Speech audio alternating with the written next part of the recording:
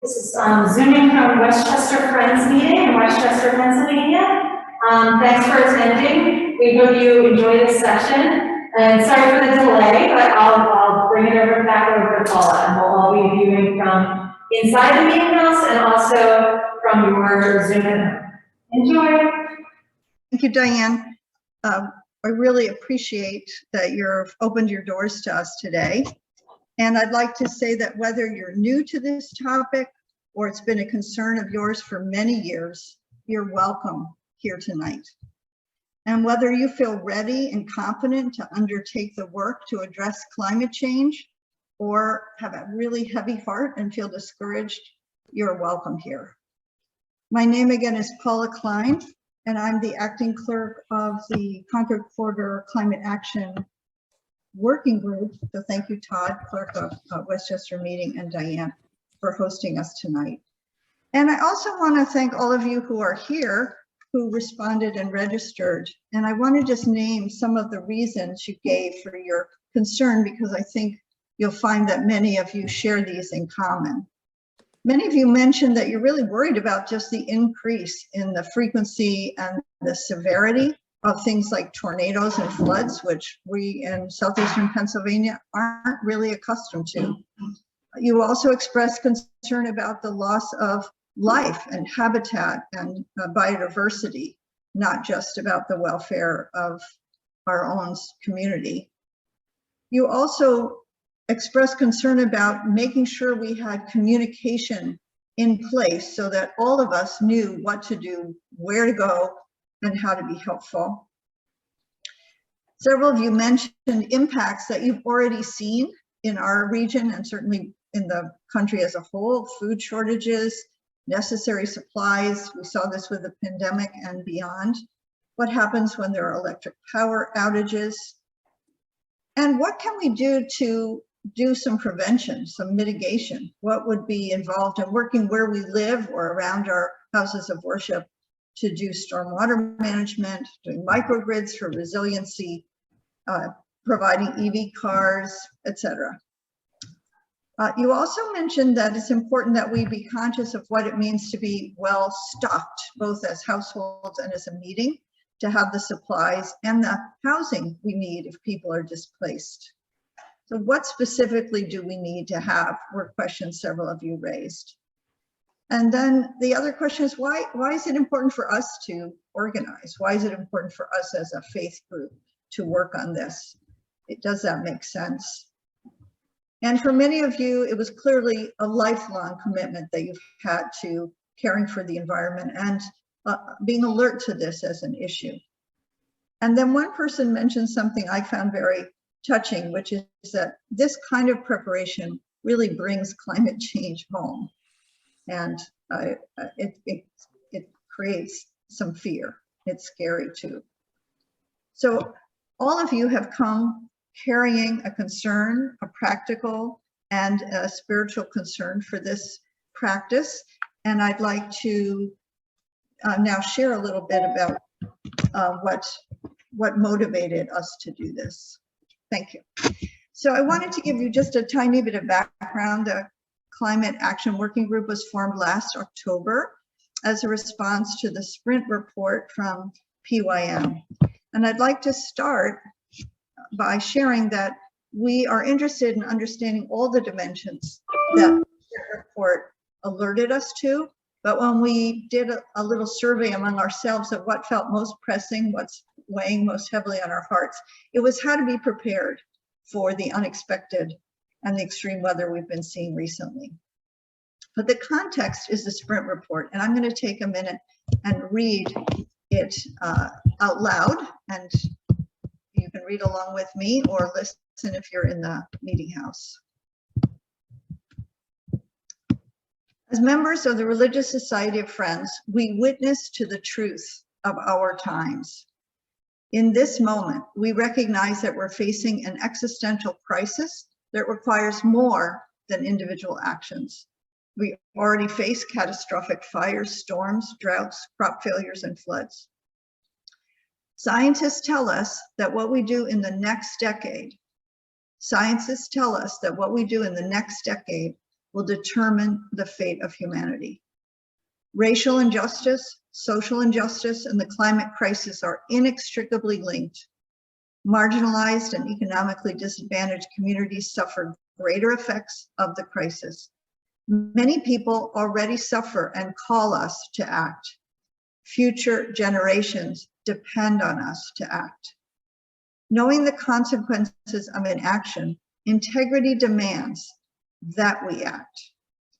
On a fundamental level, the climate crisis and our response to it is deeply linked to our testimonies of simplicity, peace, integrity, community, equality, and stewardship.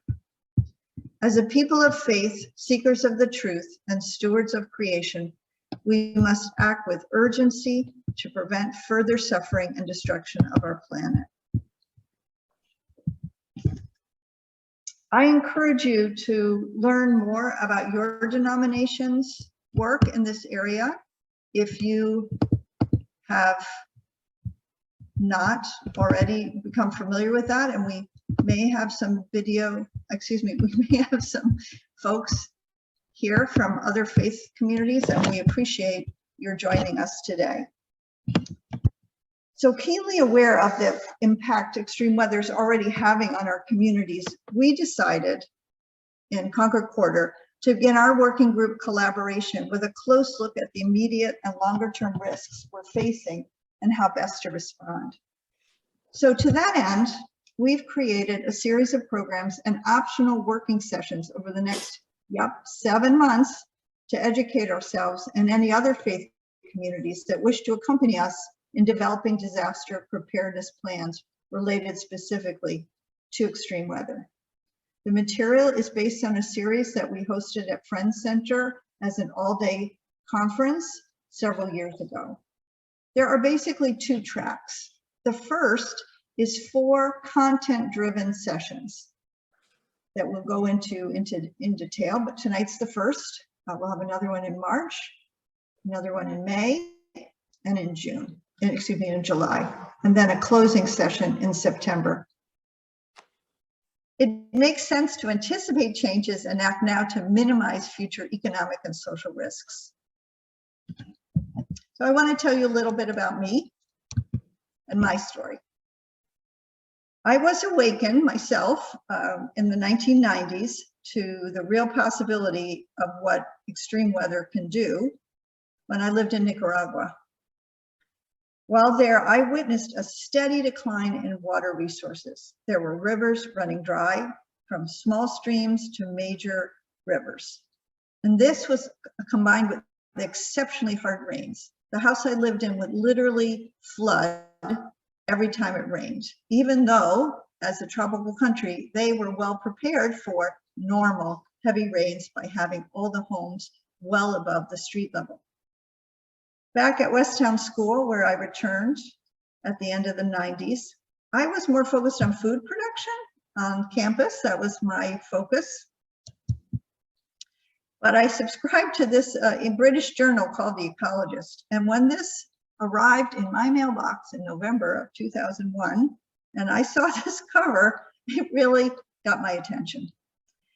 Imagining a future plagued by events like the one that was created and visible in this issue, I and members of my meeting began discussing, whoa, maybe we should be living simpler lives, maybe using fewer resources or reducing our carbon footprint and using renewable energy. I think that this small group of us, we imagined that if we did enough, we could avoid the extreme weather that was predicted. But sadly, as we all know, the dire predictions of the past have occurred faster than I certainly could ever have imagined, and not somewhere else, but here. Since then, disasters have become so common. Take a look at this chart, which only goes, as you can see, it only goes to 2014, but you can see that the increase in each category is incredible. Take a minute and look.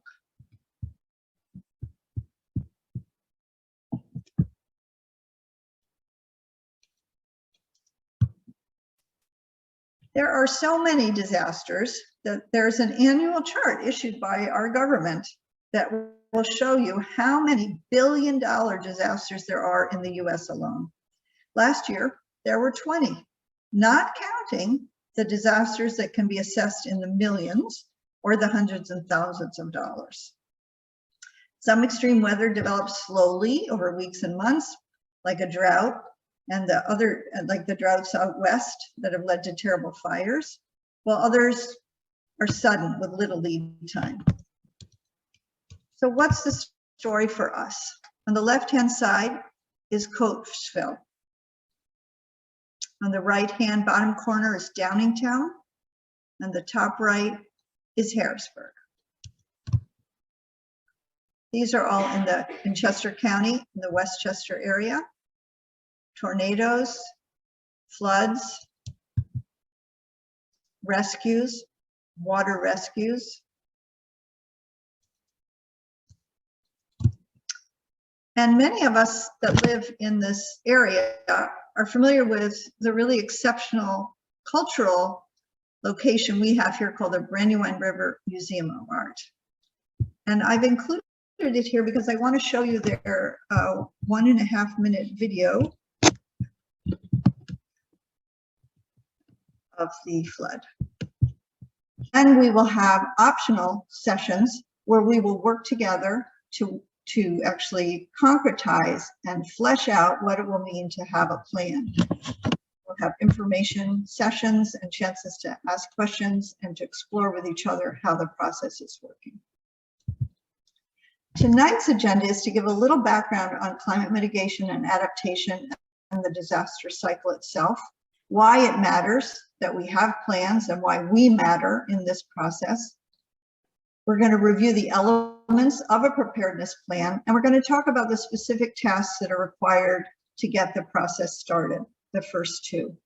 And then we'll close by a discussion of our call, our invitation to all of you who are joining us tonight to actually commit to working together and supporting each other in making a plan. So the climate series that we're creating is based on one of the most complex issues we're facing today. We all know that. And that's because it involves so many dimensions: science, economics, society, politics, and moral and ethical questions. And it's a global problem, although felt on a local scale, that will be around for decades and perhaps centuries. Carbon dioxide, the heat-trapping greenhouse gas that's driven recent global warming, lingers in the atmosphere for hundreds of years, and the planet, especially the oceans, takes a while to respond to warming. So even if a miracle happened and we stopped emitting all greenhouse gases today, global warming and climate change will continue to affect future generations. So in this way, we can say humanity is committed to some level of climate change. So because we're already committed to some level of climate change, responding involves a two-pronged approach. The first on the left is mitigation. What can we do to actually reduce the emissions that cause the problem? And on the right, adaptation. We have to learn to adapt to the climate change that's already in the pipeline. Our goal then is to reduce our vulnerability to the harmful effects of climate change. I think we can look around and say our modern life is tailored to a stable climate, and we've become accustomed to that. As our climate changes, we're going to have to learn to adapt. The faster the climate changes, the harder it will be for us. As I said, while climate change is a global issue, it's felt on a local scale. Cities and municipalities are therefore at the forefront of adaptation. In the absence of aggressive national and international climate policy, cities and local communities around the world have been focusing on solving their own climate problems. They're working to build flood defenses, plan for heat waves and higher temperatures, install water permeable pavements to better deal with floods and stormwater, and improve water storage and use. So another way of describing this is to call it climate resilience, or the ability to anticipate, prepare for, and respond to hazardous weather circumstances related to Consider Japan's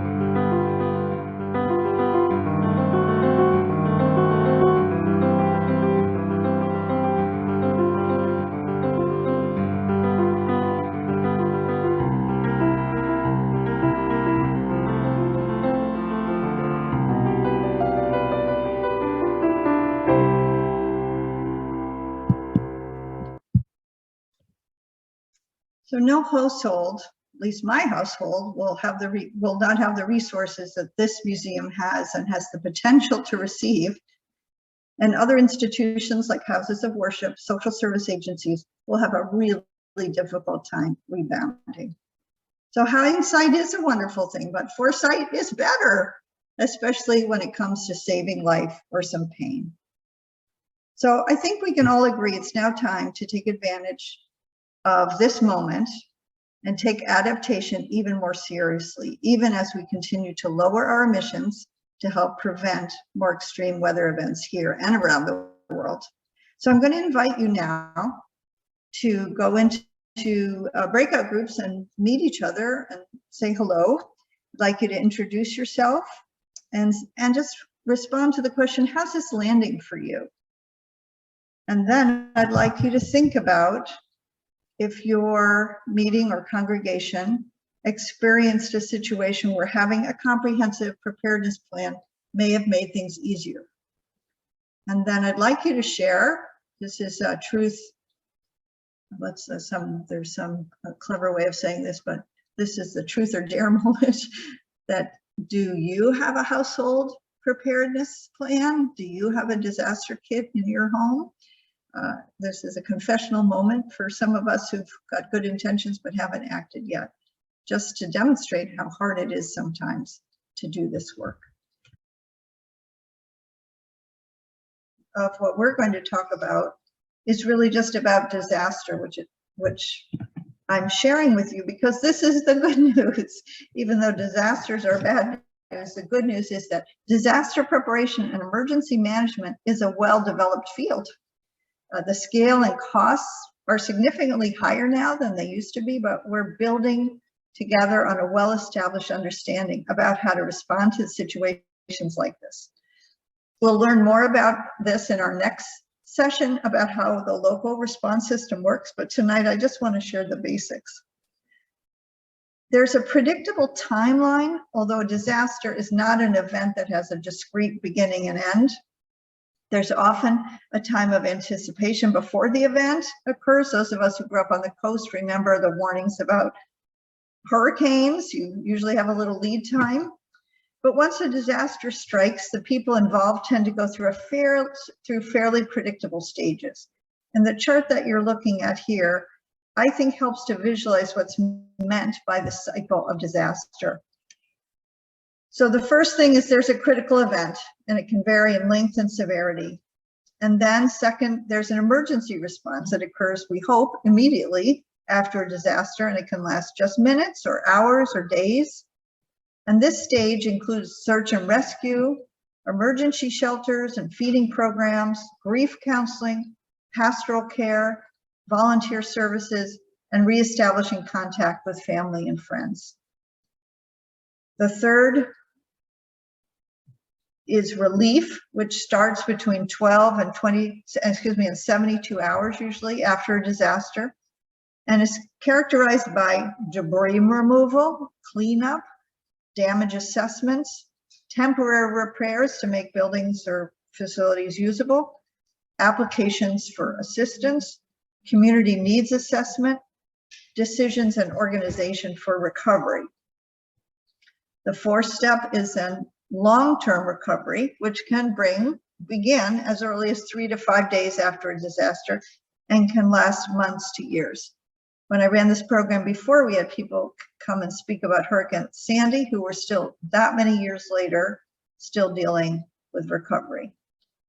And this stage is characterized by permanent repairs and rebuilding, usually a lot of bureaucratic complications, volunteer projects where people come together to help out, and agency and interagency coordination.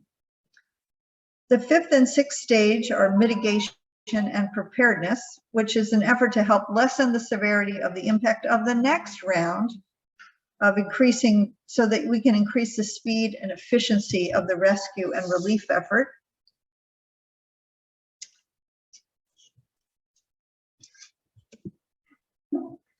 So I just want to remind you, we're in the preparedness phase. I am having trouble.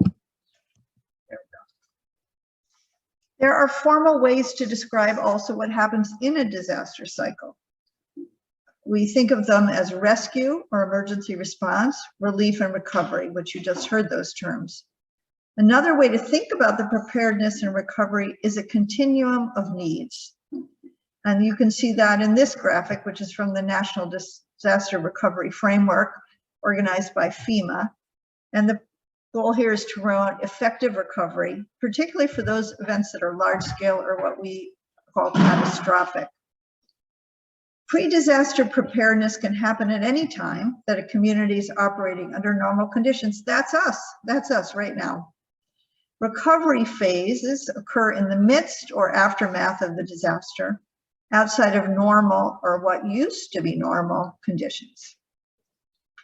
Short-term recovery focuses on meeting basic human needs: food, clothing, shelter. And even while organizations like the American Red Cross are rushing to provide short-term mass care or mass sheltering, other agencies, and that potentially people like us, are beginning to plan out and address the long-term needs and responses for individuals and communities. With its call to care for not only the physical needs of the community, but also emotional and spiritual needs, meetings and congregations also need to be aware of the emotional impact of a disaster. Following the shock of the impact and assessment after the disaster, there's often a spike in positive emotion and energy, a kind of can-do attitude that takes over. People often say, we stuck together and we took care of our own, or we're not going to let this get us down. But as time wears on, the magnitude of the disaster starts to sink in, and people become exhausted emotionally and physically. Challenges and problems that existed before the disaster are unfortunately all still present and even exacerbated. And we've seen that in the pandemic. Snags in recovery efforts develop, weaknesses in the systems become more apparent to everyone, and all these lead to a fairly rapid and steep drop into disillusionment, despair, hopelessness, and helplessness. Sensitive to assistance to survivors of disaster can bring hope as long-term community processes develop. Gradually, people work through their grief, develop recovery plans, and reach a new normal.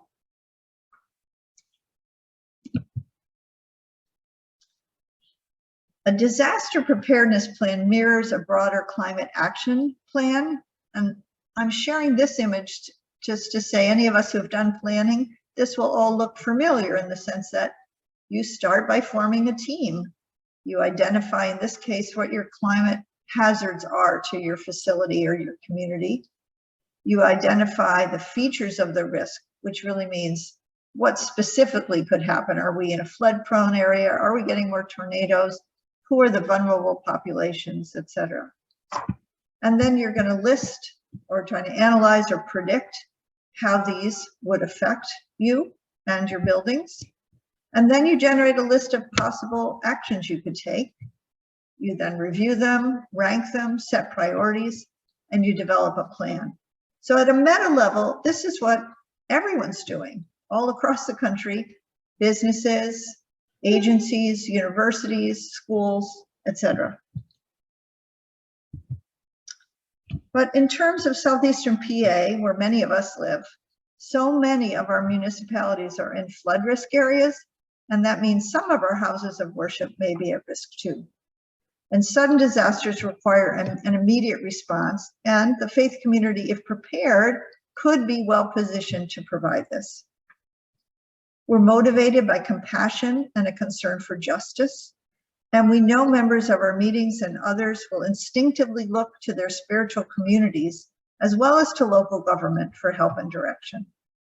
What do we have? We have buildings, we have land, we have people, which are some of the most important resources for responding to disaster. When people can't attend their regular services or meetings, it disrupts the wider community. And schools and houses of worship are usually community centers where we vote, we host cultural and social events, sometimes sporting events, sometimes soup kitchens or AA meetings, often childcare services, and more. We're well equipped to help disaster survivors cope with the distress of losing family, friends, and possessions. We can provide spiritual comfort, emotional support, and hope for the future, irrespective of race, religion, gender, or nationality. Emergency response is not the only way of addressing disasters. Much can be done to prepare for natural hazards and to reduce their impact, and we will try to look at both dimensions in this series. Extreme weather events are by their very nature more than any one person or institution can handle. So logically, it makes sense to us to initiate a conversation among Quakers and other people of faith and those who work in the social service sector, because we will be on the front lines. So we want to learn from each other and those already taking the lead. We want to learn how to use our moral voice to provide both practical support and spiritual sustenance in difficult times. We'll be using two core guides that we thought were most helpful. One is from the Lutherans on the left, the Congregational Disaster Preparedness Guidebook, and on the right from Church World Service. And we also have two others, one from the Methodists and the UCC Church that we'll be referring to as well. This is a set of 12 tasks spelled out in that congregational guide by the Lutherans. They seem to be really on top of disaster work, so hats off to them. And I think as you glance through this, you'll see this is very similar to, parallel to the common climate preparation cycle that I showed you before. So I want to describe in a little more detail what we're inviting you to participate in. We will have 4 largely virtual recorded content-focused sessions. I'll tell you more about that in a minute. But then we're asking each meeting or house of worship that chooses to join us to undertake a self-guided completion of the planning tasks. We'll be offering optional peer sessions so that you don't feel like you're doing it alone. And if some of us are motivated by knowing we have a buddy or someone to report to. And then we'll have a closing session in the fall to say how far we got and what we think our next steps are and what, if anything, we might do together going forward. So I'd like to take a minute and spell this out in more detail so everyone feels comfortable knowing what we're offering. So we're in session 1. Session 2 is going to have a doctor, a physician, who's named Richard Tolan, who specializes in understanding the health risks of climate and extreme weather. And we'll have Julia Menzo from the Lutheran organization, who's the chapter head of an organization that I certainly hadn't heard of before this. I learned about this work, which is called VOAD, Volunteer Organizations Assisting in Disasters. So she'll come and talk to us, and she's inviting people from communities that were affected in the catastrophic flooding we had last fall if they can join us. Then in May, we'll have another content session, which is going to specifically look at flooding and about how to take care of our buildings, what we can do ahead of time, and ways we can think about protecting our buildings in time of need. During the summer, we'll have a session on emotional and spiritual care and worship in times of disaster. And then, as I mentioned before, just in time for hurricane season, we'll come back together to share what we've done. We'll then have 3 sessions that are totally optional that will probably be evening sessions where you can come with your questions, share what you've learned, resources that you have that you'd like to share, and just help you move towards completion of the steps that were outlined in the congregational. These will be virtual congregational guide. So what's that look like?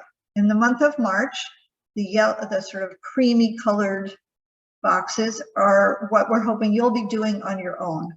So we're hoping you'll complete task 1 and 2 during the month of March and attend the workshop on health risks and the disaster management cycle here locally. Then in April, we'll have an optional peer learning session, and we hope you and whoever you're working with will do the risk assessment task and the inventory of your assets. Then in May, we will have a second workshop in blue which will be on the flooding and the buildings. And we hope you'll be doing the next task, which is assessing your vulnerabilities. Then in June, you're working on your own and you have the option of a peer learning session. And that's where you'd look at who might your partners be, what agreements might you have with partners, and what resources do you need to have. July will host this workshop session on spiritual and emotional care. And also in July, we're hoping that on your own, you're going to work on whatever your decision-making process will be around the disaster when it happens, and what your communication plan would look like. In August, you would be working on your own with an option of a peer learning session on what your actual operational plan is during a crisis, and whatever your ministries are that you hope to continue. And I hear that we may have someone who could help us with that. Then finally, we'll have a get-together, and depending on COVID, we might all meet in person or we'll do it virtually for us to, I hope, celebrate what we've learned and accomplished, and also think about how we might move forward together, any next steps. Let's jump back in. So the rest of the evening is going to focus on the first two tasks. What's actually involved in getting this process started. And the first task is actually pretty self-explanatory. You need to create a team of people willing to work on it. You need to clarify your purpose, your vision or focus, and the parameters that you're going to set for your plan, and set specific goals. We are hoping that you will complete this by March 31st of 2022. And creating the team, it could be you. It could be you, but hopefully you'll find some other folks who might come to your mind who would work with you. And you need to think about what roles would be well represented to make this a collaborative process. It would be smart to start looking around and seeing if in your meeting or your congregation you have medical professionals or nurses that would be willing to help out, or if anyone is working in the field of being a first responder. It's definitely important to have someone involved in your property committee so they understand the building. Likewise, someone who understands your finances. And important to be able to consult with someone who is really tuned into any ministries that happen in your building or outside in the community that you're responsible for. In terms of your vision or your focus, you need to think about how would you describe, this is the elevator speech version, how would you describe your vision and understanding of faith or God or a theological basis for a preparedness plan. You also want to really be as clear as you can from the beginning. What's the purpose, focus, or the parameters of your work? Are you trying to create a plan that's just for whoever's in the building at the time something happens? Are you trying to create a plan that's trying to support any and all of your members and attenders, or just those who are perhaps most vulnerable? Is your main focus your building and the objects in it, or programs and people in your buildings, or families connected to your meeting or your congregation through those other programs in your building? Or are you looking to your neighborhood and beyond? These aren't mutually exclusive, but you need to test each of these to say, our plan is designed to meet the needs of the following people and facilities. Once you've understood what your kind of global parameters are, you do need to set specific goals. And you need to do that by really ranking and understanding what your highest priorities are. I copied several examples from the various handbooks we're using because I think they're helpful to ground this question of setting a goal. So a goal could be to protect our people and property. That's pretty open-ended. It could be to return to normal as quickly and simply as possible, to support our families and households that have been impacted, to reach out to vulnerable members of the larger community. If our building is unharmed, to offer to be a resource to the wider community. To prioritize mitigation activities. To prepare our families and households with disaster prep training, or to develop a reunification plan for families. Just examples to give you ideas. Eventually then, you have a very succinct and clearly written statement that provides those three pieces. And this is an example from Holy Trinity Church, Lutheran Church. Created, loved, and blessed by God and called to be a blessing to others, Holy Trinity Lutheran Church seeks to protect human well-being and physical resources from harm, and to work cooperatively to bring healing and hope in times of disaster within our community and beyond. Global statement of their vision. To do so, we have established the following goals. Protect our congregation's assets, human and otherwise. Resume our ministry as quickly and simply as possible. Support impacted parishioners in their recovery. Reach out to vulnerable neighbors near and far. Any of us who've ever done a mission vision, objectives and goals exercise in our lives knows that each of these four areas turn into a series of concrete action steps with individuals who are responsible for them. So I'd like to invite you to go into a breakout room again, those of you in the building, to just work together. And I'd like you to share, just thinking about it off the top of your head. I realize we're just thinking out loud, but what are possible goal statements for your meeting or congregation's preparedness plan? And how are these goals shaped by the regular ministry of your meeting or congregation?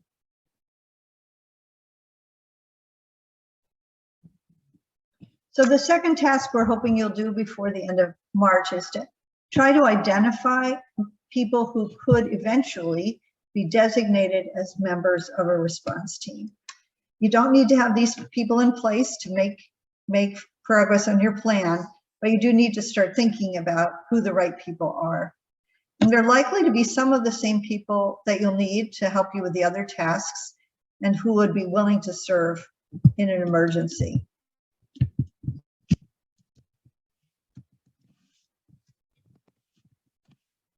So who are the people within your meeting who will be most likely to respond to the needs of the church or the meeting? How will they know to check on the building? How will they know what to do once they've checked on the building? Who has access and knowledge of the essential workings of the building, whether it's security codes, keys, how to manage the utilities? If there's a safe, do they have the combination? Who can get access to the website or the voicemail?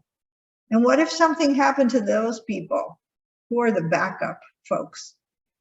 And how would you return to function as quickly as possible? So I'm going to just take a minute and review the most common functions of a response team.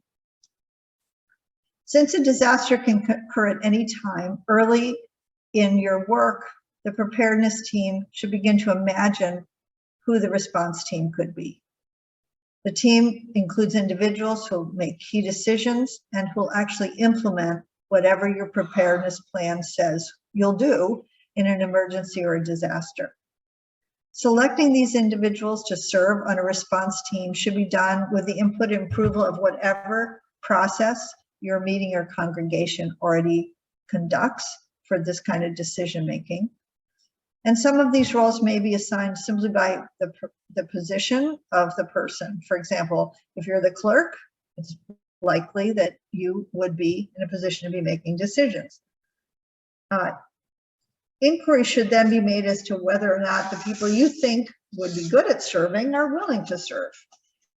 And some members of the preparedness team may also serve on the response team. So what are these key roles? The decision maker, since in times of crisis, decisions often need to be made when it's not time. There's no time to convene a committee meeting. So it's important to have someone who can make a decision.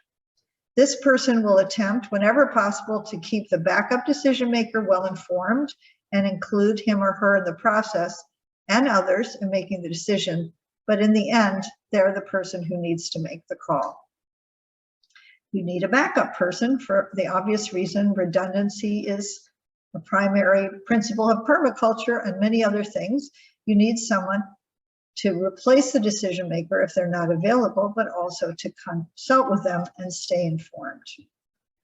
Legal counsel may not seem like an obvious one, but even if this isn't a member of your congregation or meeting, the duties will often involve overseeing and identifying legal issues surrounding human resources, governance, property, and more. And in the situations we're talking about, it might be relevant to consult with legal counsel and insurance agents if you are thinking you want to consider being a drop-in daycare center or a feeding program, or opening a shelter for survivors or volunteers, or setting up housing. So while a meeting may already operate a preschool, and certainly we host potluck suppers, there are different liabilities that a shelter would need or other programs would need.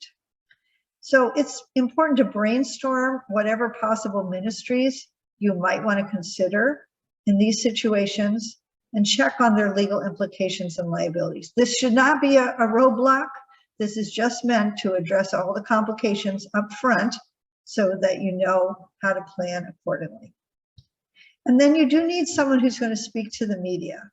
This person is the spokesperson to communicate accurate, timely information to the media, which helps to both tell and control your story. But in times of crisis, the media may be the only way to communicate to other people, especially outside of any given crisis zone. So this role might also be assigned to the chief decision maker or the assistant decision maker. And knowing who works with your insurance is really essential if your building itself is damaged. So there are other roles that you may want to consider for this team. Who is going to turn off the utilities and secure the property if it's necessary? Who is going to oversee communication within the meeting or the congregation? Who is in charge of making sure you have first aid supplies and other things are restocked as needed?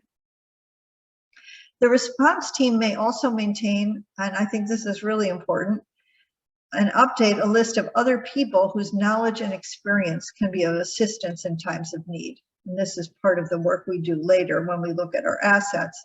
But who in our meeting are medical practitioners or emergency personnel or people who just know CPR or have first aid training, and who could assist us in the restoration of our operations? In addition, the response team's job is to designate what, I love this fancy language, which sounds like something out of the James Bond movies, but a crisis control center, which is a place that the response team would meet in person, if possible, if a disaster threatens or occurs, as well as a secondary location. It's all more complicated than that, but the assignment is really to just start keeping your eye out, starting the conversation to see if you can identify people who would be able to take these roles. So I want to close with one more breakout where you'll have a little more time. And I'd like you to think about what are the possible benefits to your meeting or congregation from creating and maintaining a preparedness plan?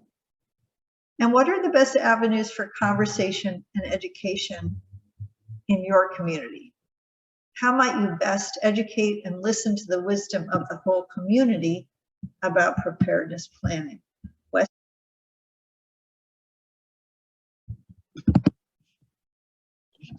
And say that in your mailbox, I hope tomorrow, you'll get a letter from me that will have a link to a Google Drive that's called Caring for Each Other. And this is where everything that we create will live.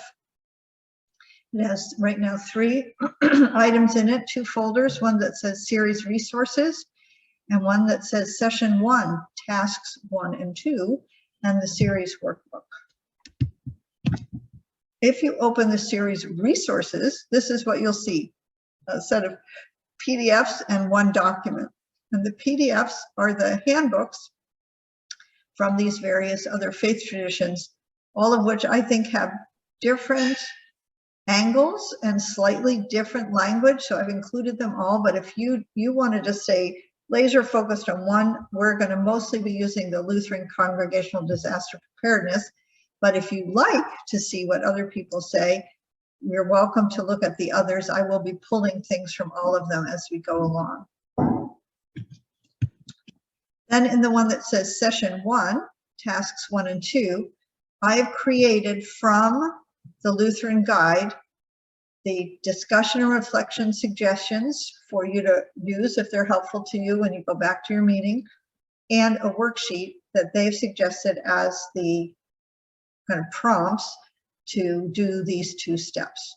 Use them, don't use them, whatever's helpful for you, that's that's there. And then if you go to the workbook, in the workbook, I will put a summary after each session of what we covered, where to find everything, and what the request is to keep you moving along in this 12-step process.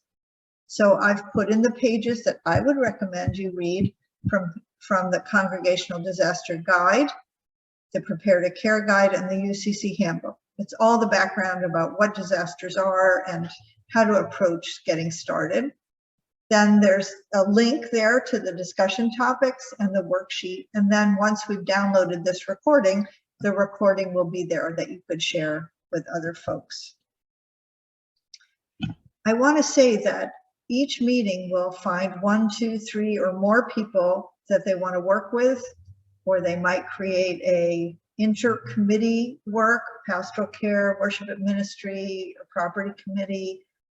Everyone can approach it any way they want, but likewise, even though I'm proposing that the program flow with the logical progression of task 1 to task 12, if your committee wants to go ahead and start doing partnering because you have an opportunity at an interfaith meeting to talk to some people about it, go ahead and read ahead and feel free to pull in any sections you want. You can go at any pace you want, but given how busy all of us are and the conversations we had within the working group, it seemed to make sense to not try to rush through it and to make sure that we were all in one place about it. So I'm going to